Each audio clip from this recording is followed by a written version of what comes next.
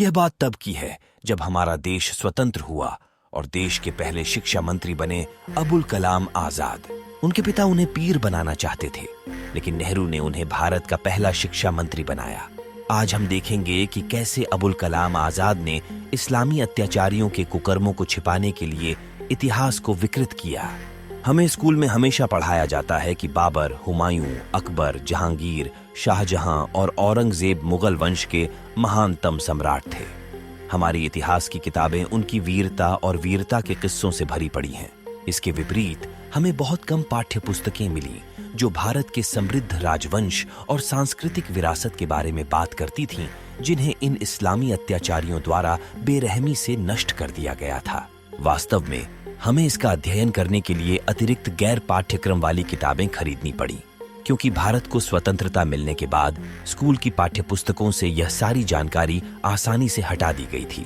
अबुल कलाम आजाद ने मुगलों की प्रशंसा की और हिंदू इतिहास को धूमिल करते हुए उनके पापों को सफेद करने का प्रयास किया। 1947 से 1958 में अपनी मृत्यु तक मौलाना अबुल कलाम आजाद भारत के शिक्षा मंत्री रहे।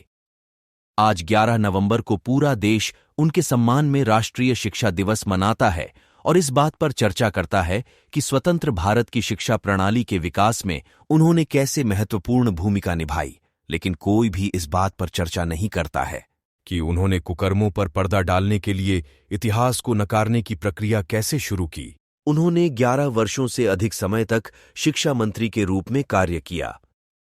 उस अवधि के दौरान उन्होंने ऐसे लोगों को भर्ती किया जो या तो एक ही समुदाय के सदस्य थे या वामपंथी विचारधारा का पालन करते थे।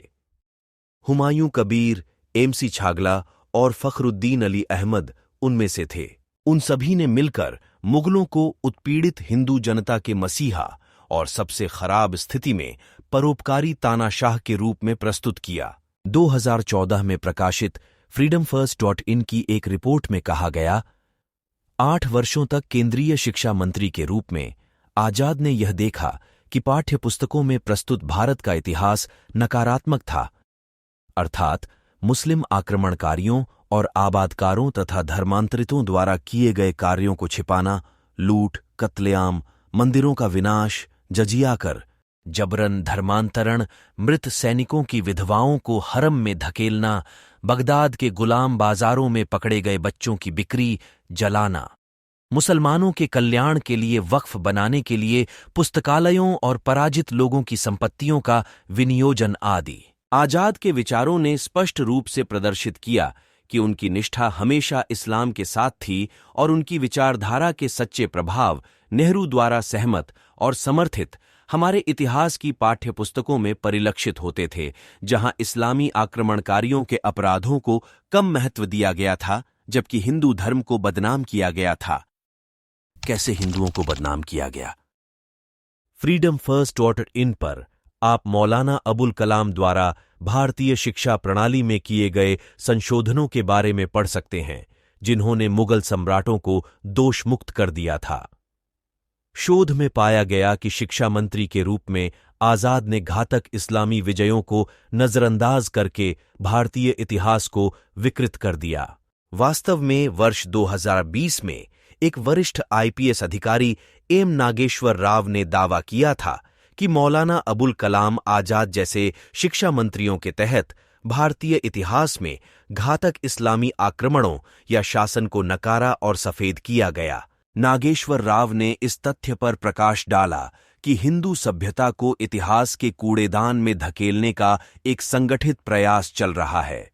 उनके अनुसार यह जानबूझकर हिंदुओं को उनके इतिहास के ज्ञान से वंचित करने और हिंदू धर्म को अंधविश्वासों के संग्रह के रूप में बदनाम करने का प्रयास है।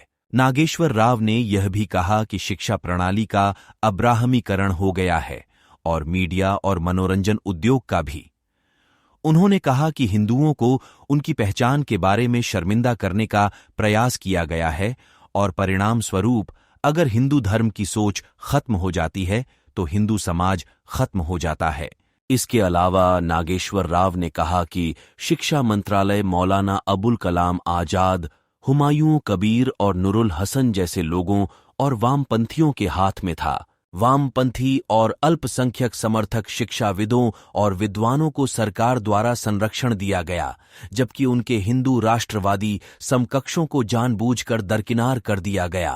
आज मौलाना अबुल कलाम आजाद को तथाकथित वामपंथी पारिस्थितिकी द्वारा गंगा जमुना तहजीब और एक कट्टर राष्ट्रवादी के प्रतीक, एक धर्मनिरपेक्ष व्यक्ति के रूप में चित्रित किया जाता है। इस प्रयास के बावजूद यह सवाल कि हिंदुओं को अपने ही इतिहास के बारे में जानने के अवसर से वंचित क्यों किया गया, हर किसी को सुई की तरह चुभता है। लेकिन शिक्षा मंत्री बनने के बाद उन्होंने जो बदलाव किए, उससे भी अधिक महत्वपूर्ण सवाल यह है कि उन्हें किस आधार पर भारत के शिक्षा मंत्री के रूप में चुना गया होगा। आजाद के पिता चाहते थे कि वे पीर, मुस्लिम संत बने। यदि उनकी जीवनी का अध्ययन किया जाए तो यह स्पष्ट है कि मौलाना अबुल कलाम का वंश धर्मनिरपेक्ष भारत के शिक्षा मंत्री के रूप में फिट नहीं बैठता था। उनका जन्म एक इस्लामी उलेमा के परिवार में हुआ था, जो मुगल सम्राट बाबर के शासन के दौरान अफगानिस्तान के हेरात से भारत आए थे। उनके पिता मौलाना खैरुद्दीन 1857 में सऊदी अरब के मक्का गए थे और मक्का और मदीना के इस्लामी विद्वानों की संगति में कई साल बिताने के बाद 1898 कोलकाता भारत लौट आए। उन्होंने वहां न केवल इस्लाम की शिक्षाएं सीखीं, बल्कि उन्हें दुनिया के सबसे पवित्र मुस्लिम मदरसे में इस्लाम का प्रचार करने और उपदेश देने के लिए भी चुना गया। आजाद का जन्म 11 नवंबर 1888 को मक्का में हुआ था और उनका बचपन मक्का और मदीना में बीता। उनकी मां ने उन्हें अरबी सिखाई और उनके पिता ने उन्हें उर्दू सिखाई। उनकी स्वयं की स्वीकारोक्ति के अनुसार उनकी स्कूली शिक्षा घर पर ही हुई थी और हालांकि उन्हें कई तरह के पाठ्यक्रम पढ़ाए जाते थे, लेकिन जोर इस्लामी अध्ययन पर था, जिसे वह अपने पिता से दिन में 3 बार सीखते थे। मौलाना खैरुद्दीन अंग्रेजी शिक्षा को महत्व नहीं देते थे और चाहते थे कि उनके बेटे उनके उत्तराधिकारी के रूप में मुस्लिम संत बने।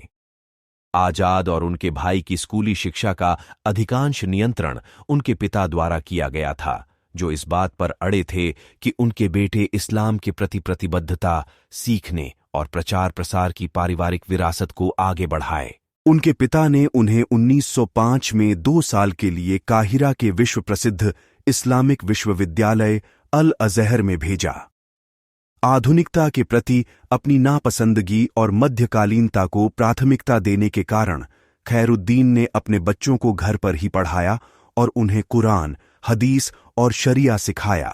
मक्का में कुरान की पढ़ाई पूरी करने के बाद लड़कों को कोलकाता, जो पूर्व में कलकत्ता था, जाने के बाद करात, कुरान पढ़ना और गाना पाठ्यक्रम के लिए हरम शरीफ में भेजा गया था। हालांकि बच्चों को फारसी और अरबी पढ़ाई जाती थी, लेकिन कुरान, हदीस और अन्य इस्लामी पवित्र ग्रंथों में महारत हासिल करना उनकी पढ़ाई का केंद्र बिंदु रहा। खैरुद्दीन के बिगड़ते स्वास्थ्य के कारण उनके बोझ को साझा करने के लिए प्रतिष्ठित इस्लामी शिक्षकों को काम पर रखा गया था। उनके परिवार की मजबूत इस्लामी मान्यताओं को जानने के बाद यह समझना आसान है कि शिक्षा मंत्री बनने के बाद भी अबुल कलाम ने कथित तौर पर मुगलों की क्रूरताओं को छिपाने की कोशिश क्यों की। उन्होंने छात्रों को टीपू सुल्तान और अलाउद्दीन खिलजी जैसे मुगल शासकों द्वारा किए गए अत्याचारों के बारे में क्यों नहीं पढ़ाया, और उन्होंने स्कूल की पाठ्य पुस्तकों में महान अकबर, सम्राट पोरस और बप्पा रावल की वीरतापूर्ण गाथाएं क्यों शामिल कीं। आज यह उनके पक्षपातपूर्ण पाठ्यक्रम के कारण ही है कि लोग इस बात पर तुच्छ बहस में लगे रहते हैं कि भारतीय सिद्धांत कैसे मानवता विरोधी हैं।